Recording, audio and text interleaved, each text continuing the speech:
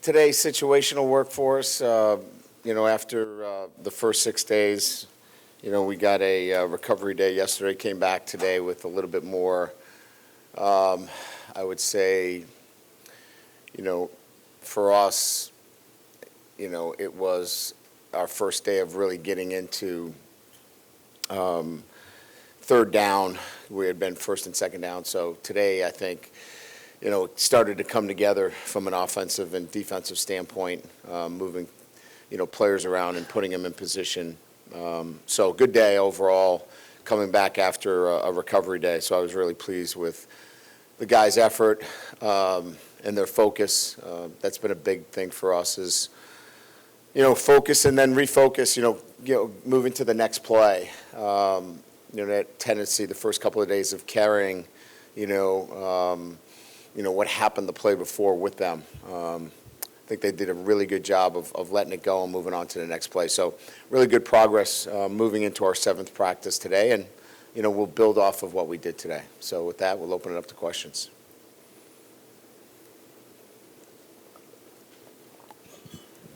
Brian, what's Garrett Nussmeier's status right now, and how does that affect the reps the way y'all divvy that up, the quarterback reps? He just had a grade 1 ankle, so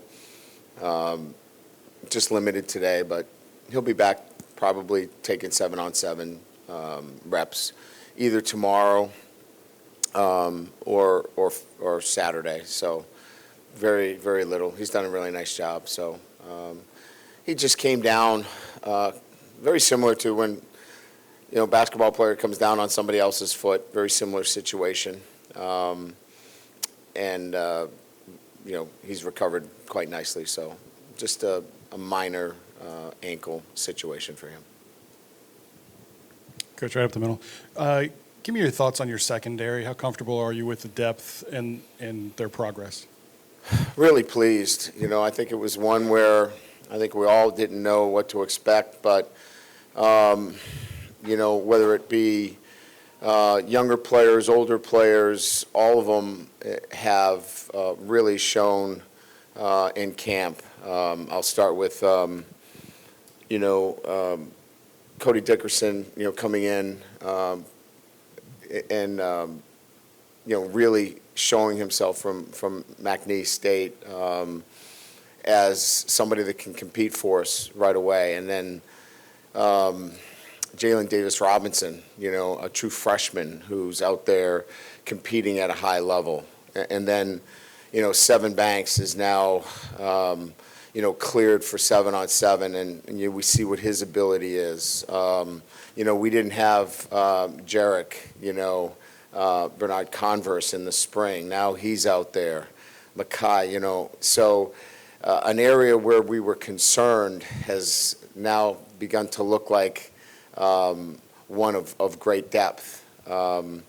Major Burns being back brings a guy with a lot of smarts and savvy. I just feel right now that the concerns that we had there are starting to be alleviated by the production in the play, not by wishing and hoping. I think there was a lot of wishing and hoping coming in, and we're actually seeing production and consistency out of that group. Coach, Josh Sibley, One Team, One Pod. With the younger guys coming in on the O-line, how does this O-line room compare to some that you've had from Notre Dame in the past?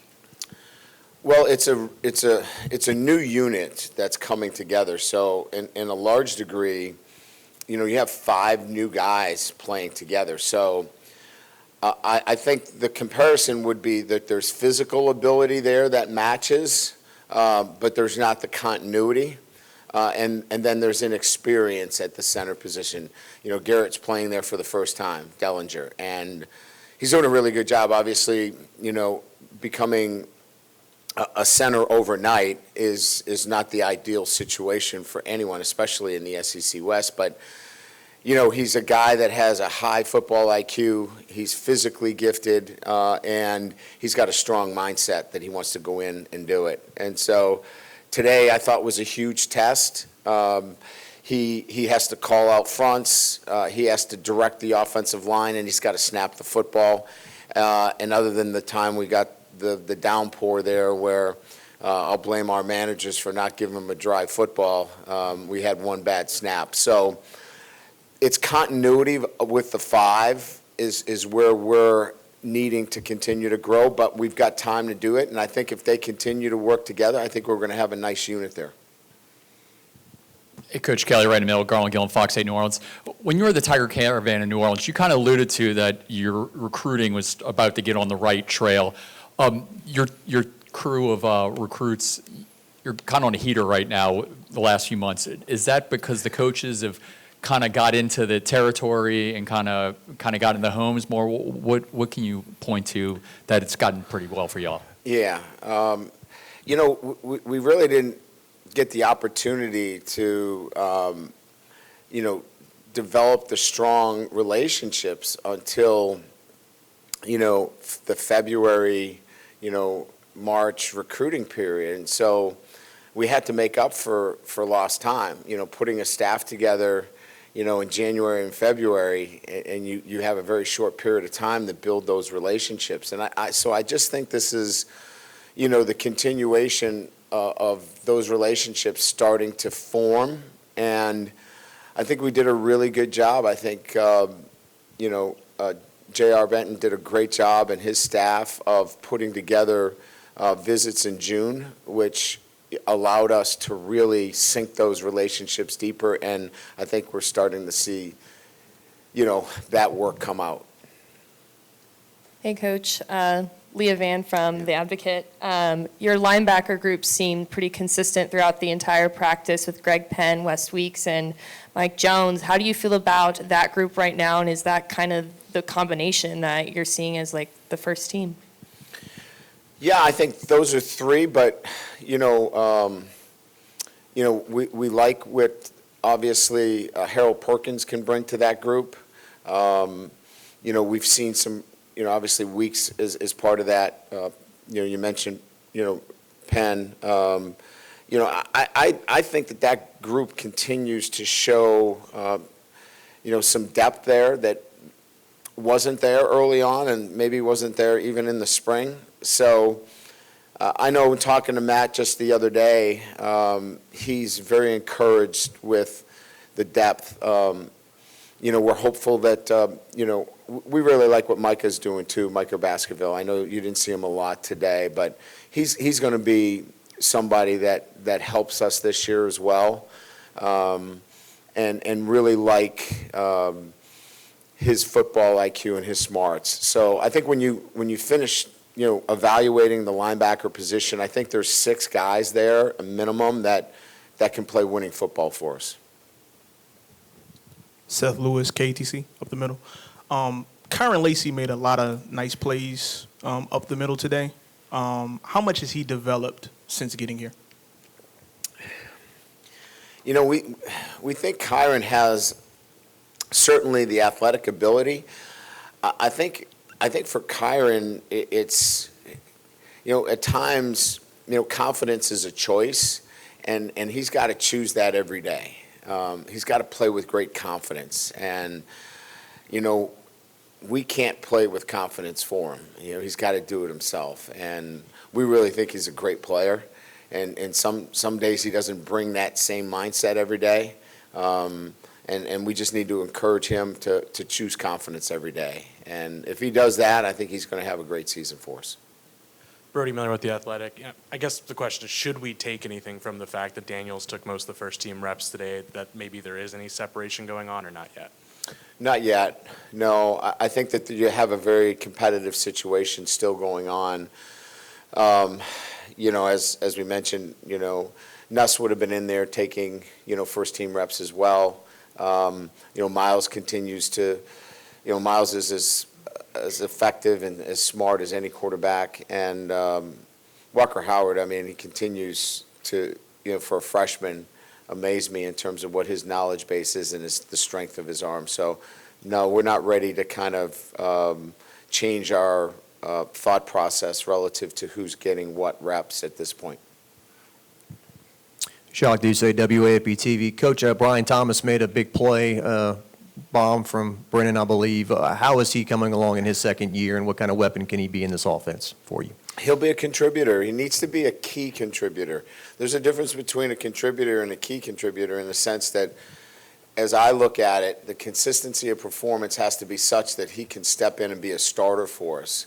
I think at times, he still thinks he's a freshman, and he's not anymore. And we need for him to understand that it's time for him to go in there and think like a starter. And that's maturation, and he's getting there. We like his work ethic. He's very, very strong. He's actually, when we look at our numbers in terms of strength in the weight room, he's one of our strongest players. It's amazing what his raw physical ability is. Sometimes this is just a matter of maturation and coming along and actually probably making a play or two in an SEC game. And once he does that, I think you'll see this continue to grow. Hey, Coach, on your left, Matthew Bruner here. You mentioned before that you want to have a tight end on the field for most of the snaps in your offense. Was there ever a thought when you got here or over the summer, maybe being more spread and just taking advantage of a lot of the receivers that you had, or just how did you approach that challenge? I'll do whatever is necessary to move the football based upon the personnel that we have. I think my preference would be to have a tight end in there, because I still believe that, that surface allows you the best opportunity to be effective in running the football. But I've operated offenses out of, a 5 wide and 4 wide spread set. Having said that, probably one of the biggest pleasant surprises has been, Mason Taylor. He's ready to help us win this year. He's going to play for us, and he's been outstanding. I feel so much better about that position because of his presence and the way he's shown himself. I mean, I think, we talked about Cody Dickerson, in terms of what kind of presence he's made as a transfer. I think Mason would be too, and probably Jalen Robinson. Those three would probably be the 3 biggest surprises in terms of how they've impacted camp for me. And Mason will obviously help us a lot. Hey, Coach, Jace Lejeune from Gridiron Football. Being around the coaching staff that you assemble, what was it like to see those guys, being with their position groups, and just constantly just be teaching these guys?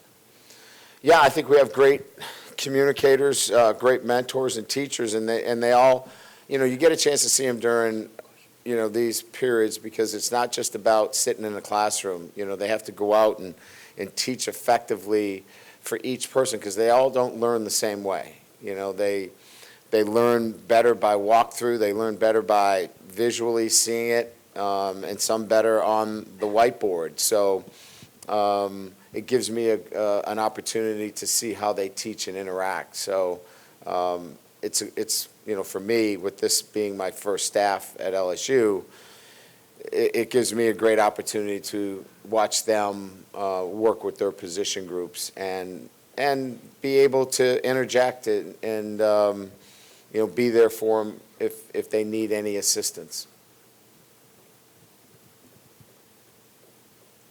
Okay. Hey, Brian. Defensive line, how obviously it's very important.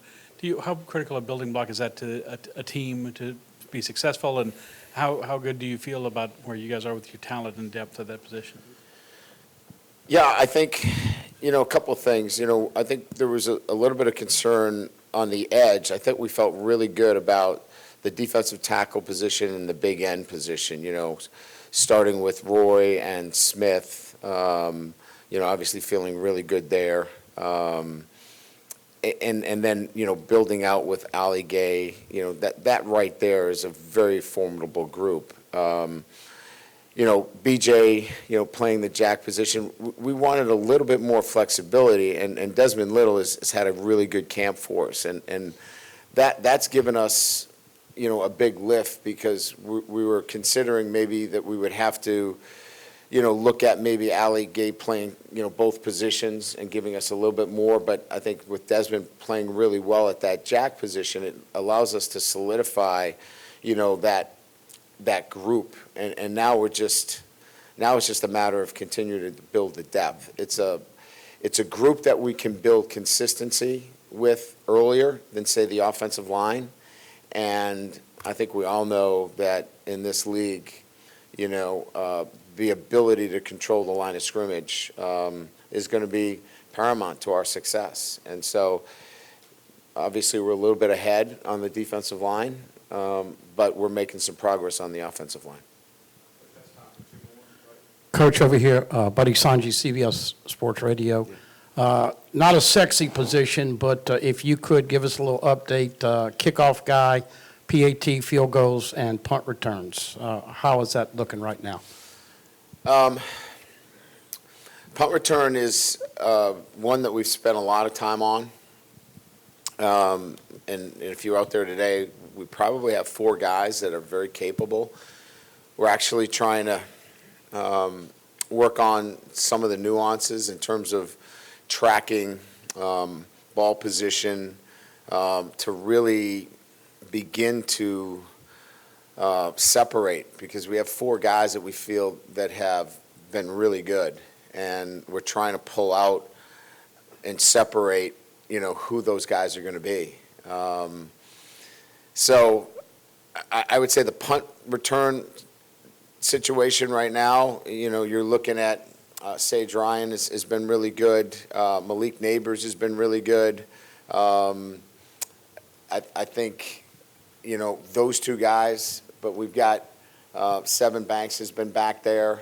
The freshman from St. Augs, David Nichols has been outstanding back there. My SID can't even bail me out here. He just ducked his head. He's like, oh, I'm going to make him carry a roster from now on. But he's been really good. So we're at that point where we're trying to separate. We've run kickoff coverage one time. Tomorrow we go and we'll start to kind of solidify that position in terms of kickoff return. And we'll have 2. One that can field the ball and fair catch, because that's a new dimension in it, and one that will hit it and go, right? Because even the blocking schemes are a little bit different because you can't wedge anymore. So we'll have 2 guys back there. We'll start to kind of build on that tomorrow. The punting situation, I think Jay Bramlett's kind of put himself in a really good position as to being the starting punter, but we'll continue to see that. And then field goal extra point is still a very competitive situation. We think that that's wide open on this day, day 7. Coach Ed Daniels from New Orleans. Coach, in the past here, those openers have been, against good teams, have been real barometers as far as how the season turns out. Do you think that those are critical as you try to sell your program, not only to everyone, that you put your best foot forward in something like that, or do you think that's a little overstated? I always think that the opener is a little bit overstated in terms of what your team looks like moving forward. They're all important, right? Winning a championship requires you to win those games, right? But I think it's how you play, in the opener that's more important. It's how you play, and